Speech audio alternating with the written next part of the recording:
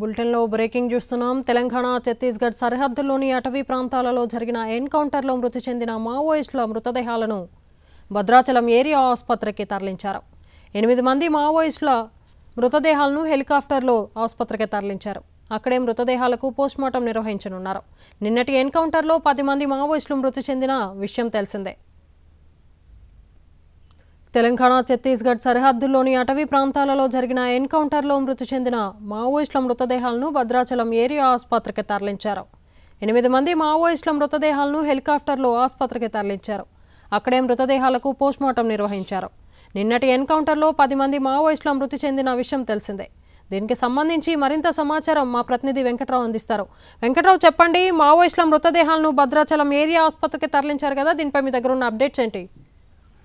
దేవిక, నిన్న తెలంగాణ ఛత్తీస్గఢ్ సరిహద్దు ప్రాంతాల్లో నిన్న తెల్లవారుజామున జరిగిన ఎన్కౌంటర్లో మృతదేహాలను కొద్దిసేపటి క్రితం భద్రాచలం ఏరియా ఆసుపత్రికి తరలించారు. నిన్నటి నుంచి కూడా ఉత్కంఠ భరితంగా ఉంది. మావోయిస్టులు ఎంతమంది చనిపోయారు, ఎవరు చనిపోయారు అనే విషయానికి కొద్దిసేపట్లో తెరబడనుంది. అయితే ఇప్పటి వరకు 12 మంది 7 10 మంది అనే ఒక చర్చ నడిచిన నేపథ్యంలో నిన్న 2 మృతదేహాలను మాత్రమే తీసుకురాక ఈ రోజు ఉదయం మరో 8 మృతదేహాలను తీసుకురావడంతో మొత్తం 10 మంది మావోయిస్టులు దీనిలో మరణించినట్టుగా స్పష్టమైంది. అయితే మరణించిన వారిలో ఎవరున్నారనే విషయాన్ని మాత్రం ఇంకా తెలియవలసి ఉంది.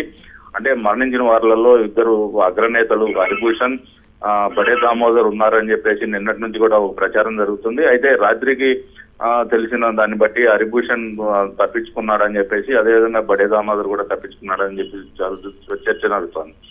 AK-47 ఆయుధాలతో పాటు 10 ఆయుధాలు దొరకడంతో అగ్రనేతలు వద్దనే ఉండే AK-47 ఉండటం వల్ల అగ్రనేత చనిపోయారనే ప్రచారం జరుగుతున్నప్పటికీ దానిలో వాస్తవం లేదని చెప్పేసి తెలుస్తా ఉంది. హరిభూషణ్ తప్పించుకున్నాడని చెప్తా ఉన్నారు. అయితే మరణించిన వారి మృతదేహాలను మాత్రం ఇంకా ఐడెంటిఫై చేయాల్సి ఉంది.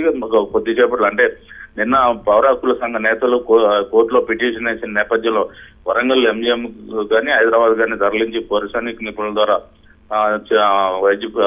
మృతదేహాలకు పరీక్షలు జరిపించాలని కోరినప్పటికీ కోర్టు ఆదేశాల మేరకు భద్రాచలం ఏరియా ఆసుపత్రికి తరలించారు. అయితే మృతదేహాలు నిన్న ఉదయం ఎన్కౌంటర్ జరిగినప్పటికీ ఇవాళ ఉదయం అంటే 24 గంటల పాటు మృతదేహాలను తరలించడంలో జాప్యం జరగడంలో పోలీసులు కూడా కొంత చాకచక్యంగా వ్యవహరించినట్టు తెలుస్తుంది. అటు పౌర హక్కుల సంఘ నేతలు కోర్టులో వేసిన నేపథ్యంలో ఎటువంటి తీర్పు వస్తుందని, అదేవిధంగా గతంలో ఒకసారి పూర్తి ఎన్కౌంటర్ జరిగిన సంఘటన నేపథ్యంలో మృతదేహాలను హెలికాప్టర్ ద్వారా తరలిస్తున్న సమయంలోనే మావోయిస్టులు మరోసారి ఎదురుదాడి చేపట్టడంతో అప్పుడు SI మృతి చెందిన సంఘటన దృష్టిలో పెట్టుకుని అటువంటి సంఘటనలు ఏమైనా జరిగితే మళ్ళీ తమ వైపు నుంచి నష్టం జరుగుతుందని భావించిన పోలీసులు కూడా వ్యూహాత్మకంగా ఈ రోజు ఉదయం కూడా వాటిని తరలించలేదు. ఈ రోజు ఉదయం వాటిని భద్రాచలం ఏరియా ఆసుపత్రికి తరలించారు. ఇప్పుడు పోస్ట్ మార్టం పూర్తయిన తర్వాత వారు గుర్తుపట్టిన తర్వాత వారి బంధువులకి మృతదేహాలను అప్పగిస్తామని చెప్పేసి పోలీసులు చెప్తా ఉన్నారు. దేవిక.